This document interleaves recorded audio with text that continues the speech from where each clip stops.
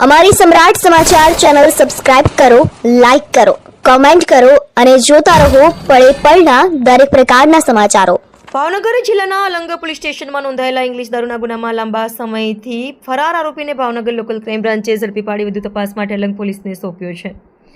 Bhavnagar એલસીબીના police inspector Mayurdhwaj CM સર્વેના માર્ગદર્શન હેઠળ police sub inspector R એ Vadher, VC Jadeja અને પીડી ઝાલા સહિતની ટીમ પેટ્રોલિંગમાં હતી। તે દરમિયાન બાતમી મળી હતી કે અલંગ પોલીસ સ્ટેશનમાં નોંધાયેલા ઇંગ્લિશ દારૂના ગુનામાં પકડવાનો બાકી આરોપી અજયભાઈ પ્રવીણભાઈ ડાબી રહે ગુંદાળા તાલુકો સિહોર હાલમાં ત્રાપજ બસ સ્ટેશન નજીક હાજર છે।